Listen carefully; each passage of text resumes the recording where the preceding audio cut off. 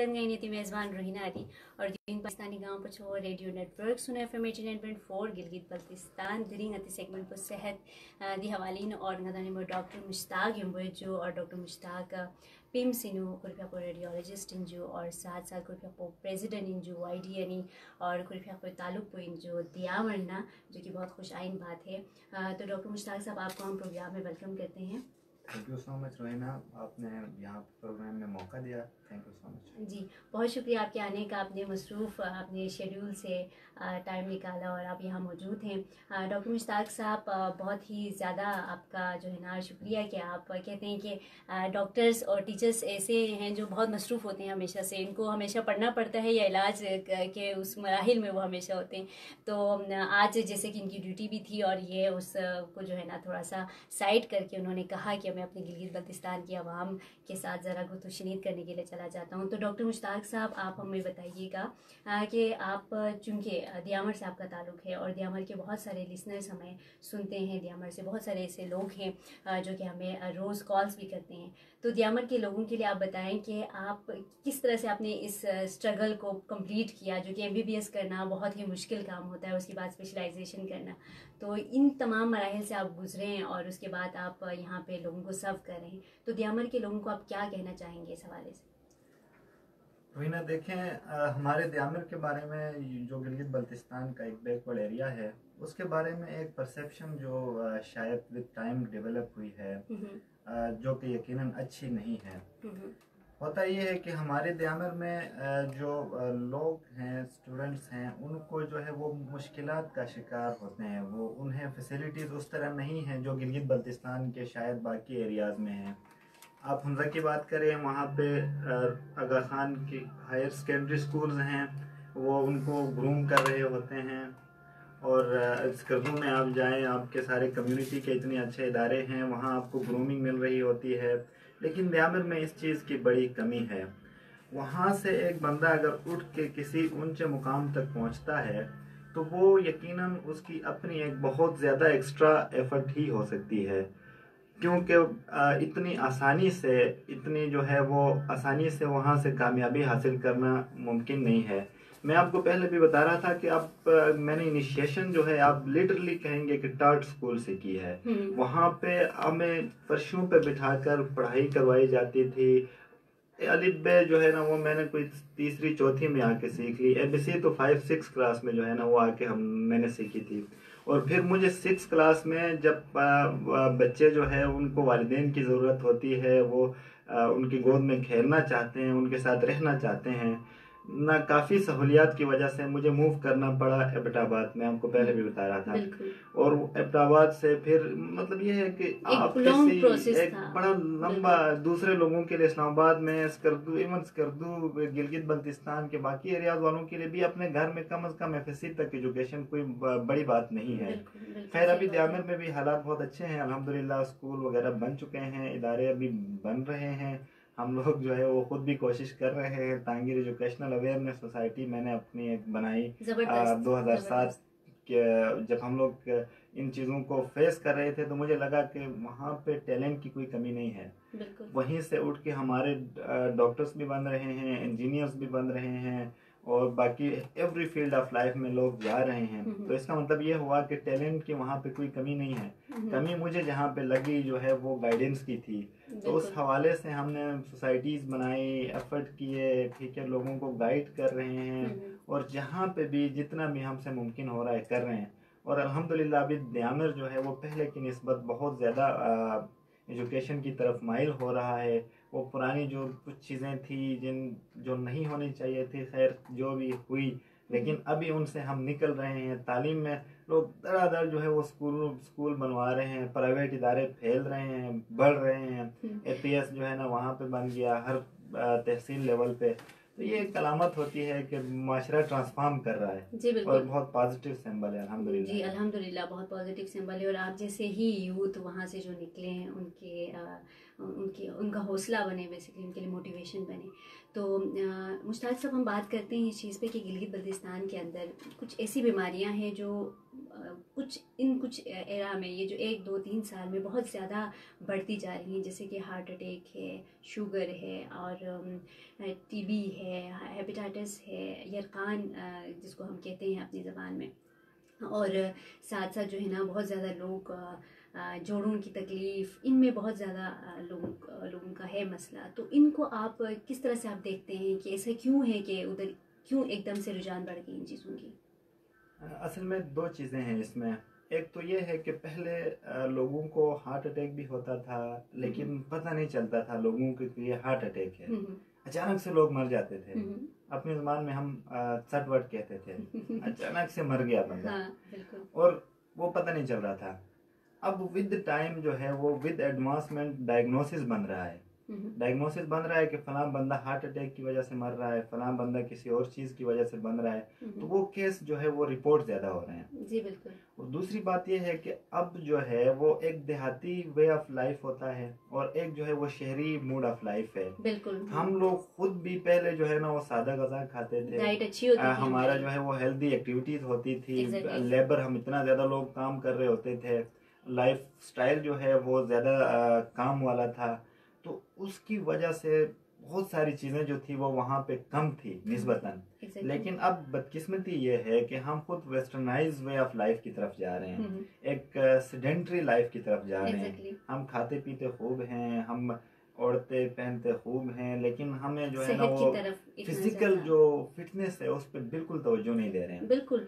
Exercise, पहले लोग खेती बाड़ी करते थे, काम करते थे, उनके फिजिकल एक्टिविटीज होती थी, उनकी डाइट, ये क्या हमारे खुबानी का जो तेल है वो यूज़ करते थे, देसी अंडा, देसी मुर्गी और मटन जो कि अपने घरों में हम पालते थे, भेड़ बकरियों के गोश्त खाते थे। अब तो हमने पूरी हर चीज़ अपना मार्केट पे अब हम डिपेंडेंट है, जिसकी वजह से बहुत ज़्यादा बीमारियां हैं। तो कौन कौन सी चीज़ों से परहेज़ करना चाहिए? जैसे कि हमारे वहाँ पे नमकीन जो है ना, चाय भी नमकीन पी जाती है, तो सॉल्ट का इन तमाम चीज़ों से क्या रिलेशन है, क्या इसका इम्पैक्ट होता है? बड़ा ही आपने एक ज़बरदस्त क्वेश्चन ये रेज किया है, और ये यकीनन हमारे वहाँ की एक हकीकत भी है। मेरे ख्याल में एशिया भर की बात करें तो हम लोग जो है वो गिलगित बल्तिस्तान वाले सबसे ज़्यादा नमक यूज़ करने वाले हैं। बिल्कुल। और बाकी जगहों पे इसकी वो अवेलेबिलिटी भी कम है शायद बाकी कंट्रीज़ में, और जो भी इसके फैक्टर्स हैं वो अलग बात है। लेकिन चाय में जो नमक डालने वाली बात है वो मैंने जीबी में ही देखी है। वो इससे एक थोड़ा सा वो वाक़या भी याद आया कि हम लोग थे मेडिकल कॉलेज में मीरपुर आज़ाद कश्मीर में, तो वहाँ पे कल्चरल स्टॉल्स लगते थे, तो हमने एक दफ़ा उसमें अपनी नमकीन चाय रख दी। तो वो उनको टीचर्स वगैरह प्रोफेसर्स हैं, उनको हमने बुलाना है और बुला के नमकीन चाय पिलाते हैं। वो कहते हैं, बाद में हमने कहा 1000 रुपये निकाले एक कप, ठीक है। तो कहते हैं यार कम से कम चीनी तो डाल के पिला देते, बेशक 1000 ले लेते। तो मैंने कहा हम आपको गिलगित बल्तिस्तान वाली जो है ना वो फीलिंग यहाँ पे लाना चाहते हैं। बिल्कुल। तो और दूसरी बात ये मुश्ताक साहब, जब हम क्योंकि हमारे वहाँ के लोग थोड़े जज्बाती भी होते हैं, गुस्से वाले भी होते हैं, तो क्योंकि गिलगित में लोग जो है ना वो चाय में नमक पीते हैं, और हमारे वहाँ पे तो एक पिंक टी होती है जिसको जो है ना पार्टिकुलरली वो एक अलग तरह से वो मशरूब है। तो वहाँ पे जो है ना वो नमक यूज़ करते हैं। तो अक्सर मैं मजाकन अपने फ्रेंड्स को, जो मेरे गिलगित बल्तिस्तान से जो पार्टिकुलरली गिलगित के लोग हैं, उनको मैं कहती हूँ तुम लोग नमक जो है ना ज़्यादा पीते इसलिए तुम लोग का ब्लड प्रेशर हाई रहता है। तो इसका लिंक ब्लड प्रेशर से भी है, ऐसा नहीं है कि मतलब, और हार्ट का भी और जोड़ों का भी मेरे ख्याल से। तो इसको जरा आप लिंक करके बताइएगा। वो ये है कि नमक जो है वो हमारी जुबान में साइलेंट किलर कहा जाता है नमक को। अब बंदा ये है कि ये बिल्कुल यूज भी ना करे वो भी ठीक नहीं है, क्योंकि सोडियम जो है वो हमारी बॉडी के लिए भी बड़ी जरूरी है। तो यूजेज, एक्स्ट्रा यूजेज, अब जैसे ना हदीस शरीफ में भी है कि किसी भी चीज़ की कसरत आपके लिए अच्छी नहीं होती है। आप एक बैलेंस डाइट इस्तेमाल करें। आप घी खाते हैं, बेशक खाएं, लेकिन थोड़ा सा। आप अगर नमक इस्तेमाल करते हैं बिल्कुल करें, लेकिन कम मकदार में, क्योंकि बहुत ज़्यादा मकदार में जो आप नमक का इस्तेमाल करते हैं ना, वो उससे एक मसाइल का शिकार होते हैं। हाइपरटेंशन में नमक लाजमी है, कार्डियक इश्यूज जो है वो नमक के इस्तेमाल से बढ़ते हैं। कोई ऐसी बीमारी नहीं है जो इसको अब इनटेक इसका बढ़ा दे तो वो उससे डायरेक्ट लिंक ना कर रही हो। तो हमारे लोगों के लिए खासकर घी का इस्तेमाल पहले ज़माने में बहुत था, लोग कहते थे उनको कुछ नहीं हो रहा था, तो वो लोग इतना काम भी तो करते थे ना। अभी हम लोग इधर कुर्सियों पे बैठे होते हैं, ऑफिस वर्क हमारा होता है और ऊपर से घी शी भी खा ले तो जाहिर है हमारी सेहत का क्या हाल होगा। तो फिजिकल एक्टिविटी लोग जो है वो जो लिसनर्स सुन रहे हैं उनके लिए सेहत अब आपका निजी मामला है और आप ही इसको जो है वो बैलेंस भी कर सकते हैं, आप इसको बिगाड़ भी सकते हैं। आप बैलेंस डाइट का इस्तेमाल करें, सब्जियों को अपने खुराक में इस्तेमाल कर लें, आप छोटा गोश्त बेशक इस्तेमाल कर लें, बड़े गोश्त से परहेज कर लें, नमक जो है वो एक्स्ट्रा इस्तेमाल है ये बिल्कुल नहीं करें। और एक्टिविटी, फिजिकल एक्टिविटी, मैं खुद अब हालांकि इतना इशू भी नहीं है लेकिन कम से कम 8 से 10 किलोमीटर में डेली वॉक करता हूँ। जबरदस्त, जो कि बहुत ज़रूरी है। बहुत ज़रूरी है, आपको कम से कम 30 मिनट जो है वो डेली वॉक करें, कोई ऐसी बीमारी आपको नहीं होगी जो कॉमन है यहाँ पे। बिल्कुल सही बात आप कर रहे हैं। अच्छा, हमारे वहाँ पे सुनने में आया है कि यरकान जो है वो बहुत ज़्यादा लोगों में, मतलब लोग इस चीज़ का शिकार हो रहे हैं, तो इसकी क्या वजह है? असल में यरकान जो है वो हेपेटाइटिस एक तो होता है ए, वो तो आप मार्शी प्लेसेस को अगर विजिट करते हैं, जैसे गन बला एरिया होता है, यहाँ से सियाह जाते हैं किसी एरिया में जो अपने साथ एक किस्म का आप कह सकते हैं कि लेके जाते हैं, वो गन बनाते हैं, उससे जो है हेपेटाइटिस ए फैल जाता है। तो ये खुद रिजॉल्विंग जो है ना वो हेपेटाइटिस है जो खुद रिजॉल्व हो सकता है। हेपेटाइटिस बी है लेट सपोज, उसकी वैक्सीनेशन भी मौजूद है, हम लोगों के यहाँ कोई कंसेप्ट नहीं है वैक्सीन कोई करवानी है। मैंने तो कभी जो है ना वो अपने 1 साल एमओशिप वहाँ पे मैंने की है, किसी को ये कह के आते हुए देखा है कि मेरी वैक्सीनेशन कर ले, हेपेटाइटिस बी की वैक्सीनेशन बिल्कुल नहीं है। और तो क्या ये फैसिलिटीज हैं हमारे वहाँ पे वैक्सीनेशन तो बिल्कुल और है, ये फ्री ऑफ कॉस्ट है कि इसको जो है ना मतलब पे करना पड़ता है, क्या है? क्योंकि हमारी आवाम बेसिकली इस चीज़ में भी कंफ्यूज होती है। इसका ये है कि एक तो बड़े हॉस्पिटल में जैसे डिविजनल हेडक्वार्टर हॉस्पिटल है गिलगित में, उसमें आई थिंक सो ये फ्री है। अच्छा। यहाँ इस्लामाबाद में हमारे पॉलीक्लिनिक हॉस्पिटल में बिल्कुल फ्री थी, पिम्स में जो है ना वो फ्री नहीं मिल रही है। अगर नहीं भी मिल रही है तो आपको 2-3 हज़ार में आप उसके 3 जो है ना वो सेशंस हैं वो कर लें। और दूसरी बात तो डॉक्टर साहब मुझे ये बताइए, दूसरी बात मुझे ये बताइएगा कि किस एज में वैक्सीनेशन होनी चाहिए बच्चों की? असल में एक पूरा ईपीआई स्केड्यूल है, ठीक है, वो डिवाइस्ड होता है, डे 1 से शुरू होती है वैक्सीनेशन इनकी, ठीक है, वो फिर हर एज के हिसाब से पहले आप 0 एज पे देते हैं पोलियो वगैरह की, फिर आप 14 डेज पे, 10 डेज पे, और मतलब एक पूरा एक स्केड्यूल है प्रॉपर, उसको फॉलो करना चाहिए। हॉस्पिटल्स में कार्ड्स बनते हैं, ये जो पॉलीक्लिनिक हॉस्पिटल है हमारा पिम्स है वहाँ पे भी इसी तरह है, जो पोलियो सेंटर्स हैं वहाँ पे बाकायदा सारी वैक्सीन जो है वो फ्री ऑफ कॉस्ट मिल रही होती है।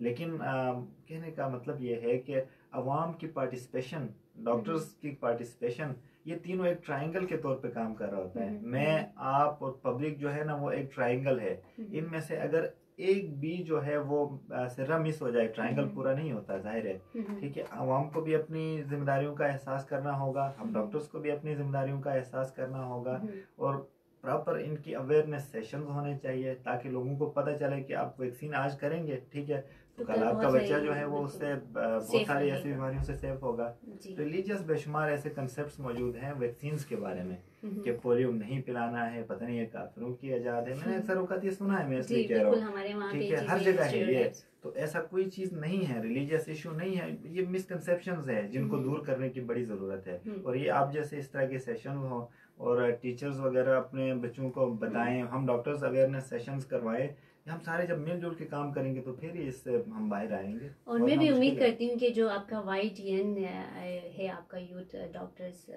नेटवर्क है, आप भी मतलब इस तरह की कुछ सेशंस वहाँ पे फ्री ऑफ कॉस्ट करवाएं, वहाँ के अवेयरनेस के लिए, वहाँ की आवाम की अवेयरनेस के लिए, क्योंकि मसला यहाँ पे आता है कि शऊर नहीं होती। अगर शऊर हो कि इस बीमारी को हम वक्त से पहले अपने आप को जो है ना बचा सकते हैं इस बीमारी से, तो मेरा नहीं ख्याल कि कोई भी इससे पीछे हटने की बात करेगा, पीछे रहने की कोशिश करेगा। तो दूसरी बात आप मुझे ये बताइएगा कि टीबी का वहाँ पे बहुत ज़्यादा रेशो है कि बहुत ज़्यादा लोग टीबी का शिकार हैं, तो चूँकि ये वायरल भी हैं, तो किस तरह के एहतियात करने चाहिए अगर घर में किसी को है, और मेडिसिन्स यूज़ करते हुए क्या क्या, किन किन चीज़ों को अपने माइंड में रखना चाहिए, डॉक्टर के पास जाते हुए क्या क्या चीज़ आपके जहन में होनी चाहिए? टीबी एक हकीकत है, हमारे एरिया में बहुत ज़्यादा है, टीबी को कहा जाता है कि ये गरीबों की बीमारी है। गरीबों की बीमारी का मतलब ये है कि ये अक्सर औकात पुअर जो सोशो इकोनॉमिक कंडीशंस हैं उस एरियाज में ये बहुत ज़्यादा पाई जाती है। और दूसरा जो है, अगर नहीं भी है तो हमारी कॉमन पब्लिक जो है वो इस चीज़ को अपने ऊपर हावी करने की एक बड़ी कोशिश कर रही होती है। मैं खुद जब एमओ कर रहा था THQ हॉस्पिटल में, तो वहाँ पे मेरे पास बेशुमार ऐसे केसेस आए हैं जिनको किसी डिस्पेंसर ने या कोई एक हकीम ने या कोई थर्ड पर्सन जिसका हेल्थ प्रोफेशन से कोई ताल्लुक नहीं है, वो घुटने पे हाथ रख के वो इस तरह नब्ज देख के वो कह रहा होता है कि आपको टीबी है, आप दवाई इस्तेमाल कर लें। तो टीबी की जो दवाई है 8 से 9 12 18 डिफरेंट जो है वो कोर्सेज हैं इसके, आपका लिवर पूरा डैमेज कर रही होती है। कहने का मतलब ये है कि टीबी जो है वो इवन मेडिकल ऑफिसर भी जो है वो आपको रिकमेंड नहीं कर सकता। ये कॉमन पब्लिक को ये चीज़ समझनी होगी। उसके लिए टीबी स्पेशलिस्ट का होना बहुत ज़रूरी है। आप उनसे चेक करवा ले। जीन एक्सपर्ट आजकल जो है ना वो एक बहुत कॉमन टेस्ट है और तकरीबन सब हॉस्पिटल्स में फ्री मिल रहा होता है। क्या जीन एक्सपर्ट जो है बिल्कुल हमारे डिस्ट्रिक्ट हेडक्वार्टर हॉस्पिटल सब में है। जीन एक्सपर्ट जो है वो बहुत ही स्पेसिफिक टेस्ट है, बहुत ही एक्यूरेट टेस्ट है। उसमें अगर कोई FB के जो है ना वो उसके बैक्टीरिया कोई 5 से 10 भी आपके बॉडी में कहीं पे मौजूद हैं, तो वो जो है ना डिटेक्ट कर लेगा। आपको अगर टीबी है तो जरूर दवाई खाएं, एक काबिल इलाज बीमारी है, जाहिर है आप करें। लेकिन जो अताई डॉक्टर्स हैं या जो साइड से जो लोग इंट्रीज मार रहे होते हैं उनसे बड़े एहतियात की जरूरत है। नीम हकीम खतरे जान है। बिल्कुल, तो एहतियात भी करना चाहिए इस दौरान। एहतियात ये है कि आप खुदा न खास्ता आपकी फैमिली में किसी को टीबी हो गई है, तो पहले जो स्टार्ट के 2 महीने आपका कोर्स होता है टीबी का, 9 महीनों में से, उस दौरान जो है वो टीबी कंटेजियस होती है। आपसे मेरे अंदर आ सकती है, घर के दूसरे फर्द के अंदर आ सकती है, तो थोड़ा सा आइसोलेशन की ज़रूरत होती है। और पेशेंट को थोड़ा आइसोलेट आप करते हैं कि वो कॉमन कांटेक्ट में ना आए दूसरों के। और दूसरी बात ये है कि जो है खुराक का बहुत एहतियात से और बहुत ही जो है ना वो ख्याल रखना है। जिसको टीबी है उनको अंडे वगैरह आप दे दें, दूध पिलाए, ठीक है, बाकी अच्छी गजाएं उसको खिलाए, क्योंकि ऑलरेडी जो है वो इतनी हैवी मेडिसिन वो ले रहा होता है, तो उसको जो खुराक की जितनी ज़रूरत है किसी और फर्द को नहीं है। और उसके अलावा जो है वो प्रॉपर आप चेकअप करवा लें, किसी डॉक्टर को कंसल्ट कर लें। LFTs जो है वो करवाते रहते हैं 15 दिन बाद कि वो जो टीबी वाली दवाई है वो आपके लिवर को मुतासिर तो नहीं कर रही। वो LFTs मुसलसल जो है ना हर 15 दिन बाद रिकमेंड करते हैं डॉक्टर्स के आप लाजमी करवाएं। क्योंकि लिवर एक दफ़ा डैमेज हो गया तो बड़ा मुश्किल होता है आपको जो है उसको कोप अप करना। तो ये चीज़ें जो है ना वो अगर ख्याल में रखेंगे तो टीबी एक काबिल इलाज। और दूसरी बात, एक सवाल यहाँ पे ये भी है doctor Mushtaq sahab, as a social science student, मेरा ये सवाल है आपसे कि चूंकि हम जो टीबी के मरीज़ के शिकार होते हैं उनको आइसोलेशन में रखते हैं, तो मेंटली प्रेशर होता है, उसकी वजह से भी उसकी जो सेहत है वो मज़ीद ख़राब हो सकती है। तो उससे बचाने के लिए उसको किस तरह के इक़दाम हम करें कि उसको फील भी ना हो और वो जो है ना ठीक भी हो जाए? इसके लिए बहुत ही आसान हल है। सोशल साइंसेज वाले आप लोग बिल्कुल सही कह रहे हैं कि एक साइकोलॉजिकल प्रेशर डेवलप होता है, क्योंकि मुझे अलग कर दिया गया, पता नहीं मुझे कोई अछूत बीमारी तो नहीं है, ये फला फला फला। तो आप बिल्कुल उसको आइसोलेट नहीं करते हैं, बिल्कुल जैसे वो नो गो एरिया हो, दैट्स नॉट द पॉइंट। आप मास्क वगैरह का इस्तेमाल कर लें, उनको खाने पीने की भी चीज़ें दे दें, उनकी काउंसलिंग करें कि आप कुछ टाइम के लिए साथ मेरे ख्याल से बर्तन वगैरह अलग कर लें उनके, ठीक है। खाने पीने में आप वो थोड़ा एहतियात कर लें और मास्क वगैरह का घर में इस्तेमाल बहुत ज़्यादा कर लें, ठीक है। तो वो उसका एक काउंसलिंग सेशन जैसे नहीं होता है, आप घर वालों को समझें, वो आपको समझने वाला एक एटमॉस्फेयर बनाएं वहाँ पे, तो फिर मेरे ख्याल में वो स्ट्रेस की ज़रूरत नहीं पड़ेगी। अच्छा, मुझे ये बताइए कि जो आपने कहा कि आप प्रेसिडेंट हैं youth doctors YDA youth doctors network, hopefully मैं सही कह रही हूँ, मतलब एब्रीविएशन सही है, कोई फर्क नहीं पड़ता। अच्छा, तो मुझे ये बताइएगा कि इसका क्या रोल है, आप लोगों ने क्या सोच के इसको बनाया है और गिलगित बल्तिस्तान में आप किस तरह से इसको लेके जाएंगे? यंग डॉक्टर्स एसोसिएशन जो है वो पूरे पाकिस्तान की एक बहुत मुत्तहिद जमात है। अच्छा, पूरे पाकिस्तान लेवल पे की है, बिल्कुल ऐसा ही है। और हर हॉस्पिटल में हर जो है वो सूबाई लेवल पे, ज़िले लेवल पे बहुत ही एक ऑर्गेनाइज जो है वो हमारा स्ट्रक्चर है। Okay, good. तो गिलगित बल्तिस्तान में इसको फैलाने का मकसद ये था कि हमारे गिलगित बल्तिस्तान में हेल्थ स्ट्रक्चर वहाँ पे बिल्कुल नहीं है। एक बंदा जो है वो मेडिकल ऑफिसर अपॉइंट होता था तो वो उसी मेडिकल ऑफिसरशिप में रिटायर हो जाता था, ना वहाँ पे पेज वगैरह ऐसी थी। अब देखो हार्ड एरिया है गिलगित बल्तिस्तान, और वहाँ पे हम लोग अभी भी रिसेंटली कोई शायद वो मूव हुई है, लेकिन इससे पहले हम लोग पाकिस्तान भर में सबसे कम पे काम करते हैं जो गिलगित बल्तिस्तान के डॉक्टर्स हैं। अच्छा। हॉस्पिटल में फैसिलिटीज़ नहीं है। अब देखिए ना, वज़ीर आला साहब की जिम्मेदारी होती है कि वो फैसिलिटेट करे, जो एडमिनिस्ट्रेटर है वो। अब मरीज़ ने तो उनको नहीं मिलना है, वो मरीज़ मेरे पास आएगा कि डॉक्टर साहब आप यहाँ बेड नहीं है, इमरजेंसी में अगर 2 बेड है तो अब जाहिर है मरीज 100 आएंगे तो मैं उनको एडजस्ट मैंने करना है। एग्जैक्टली, इन चीज़ों तो को भी हमें वो मद्देनजर जाहिर है रखना है। गवर्नमेंट जो है ना वो डायरेक्ट कांटेक्ट नहीं होती है। डायरेक्ट कांटेक्ट जो है वो डॉक्टर होता है। आम पब्लिक ये समझती है कि बेड से लेके जो है ना वो दवाइयों तक सब डॉक्टर्स ने अरेंज करना है, हालांकि हमारे हाथ में कुछ नहीं होता है। तो कहने का मतलब ये है कि एक लैक ऑफ कम्युनिकेशन वहाँ पे मौजूद था। तो उस चीज़ को कोप अप करने के लिए, उस जो एनवायरनमेंट को कोप अप करने के लिए हमने यंग डॉक्टर एसोसिएशन वाले उस तंजीम को गिलगित बल्तिस्तान लेवल पे इंट्रोड्यूस, हमारे सीनियर अहबाब थे, डॉक्टर महबूब भाई हैं, डॉक्टर खलील हैं, डॉक्टर बहादुर शाह भाई हैं, उन्होंने एक इनिशिएटिव शुरू में लिया था और हम भी उसका ही हिस्सा हैं। और हमारा मकसद ये है कि हम डॉक्टर्स और पेशेंट मिलजुल के कोई एक हेल्दी जो है वो एटमॉस्फेयर को क्रिएट करें, ताकि गिलगित बल्तिस्तान के वासियों को छोटी छोटी और मामूली चीज़ों के लिए पाकिस्तान के दूसरे कोनों में आके हाउस ऑफिसर्स के माथे ना पड़ना पड़े। बहुत शुक्रिया, बहुत ज़्यादा आपका मशकूर हैं हमारी पूरी टीम में ख़ुद कि आपने इतने अच्छे तरीके से इतने ब्रीफली चीज़ों को डिस्कस किया, और उम्मीद करती हूँ कि हमारे लिसनर्स ने भी इंजॉय किया होगा और आपने बहुत कुछ सीखा भी होगा। तो डॉक्टर मुश्ताक साहब, प्रोग्राम का जो वक्त है वो बिल्कुल ख़त्म हो रहा है। लास्ट अपना मैसेज दीजिएगा अपनी आवाम को गिलगित बल्तिस्तान के, तो फिर हम प्रोग्राम को वाइंड अप करेंगे। Thank you so much. Gilgit Baltistan के वासी जो है वो पाकिस्तान का सबसे महरूम तबका है। आप लोगों के अंदर बेशुमार पोटेंशियल्स मौजूद हैं। आप अपने अंदर बस उस सलाहियत को पहचानें। आप बहुत सारे लोगों से, हमें ये वो करने की बिल्कुल ज़रूरत नहीं है कि हम बैकवर्ड एरिया से हैं, हम पीछे हैं। हम बिल्कुल ऐसा नहीं है। हम जहाँ भी गए हैं, गिलगित बल्तिस्तान का वासी जहाँ भी गया है हमेशा कामयाब रहा है। कोई ऐसी चीज़ नहीं, आपके अंदर बहुत जो है वो टैलेंट है, उस चीज़ को एक्सपोज करें और पाकिस्तानी और अपने गिलगित बल्तिस्तान की खिदमत का जज्बा लेके पूरी दुनिया पे छा जाएं। बहुत शुक्रिया। अल्लाह हाफिज़। अपना बहुत सारा ख्याल रखिएगा। तमाम लिसनर्स को प्रोग्राम के दौरान कोई बात बुरी लगी है तो माफ़ी चाहती हूँ, अच्छी लगी है तो दुआ में याद रखिएगा। अल्लाह हाफिज़।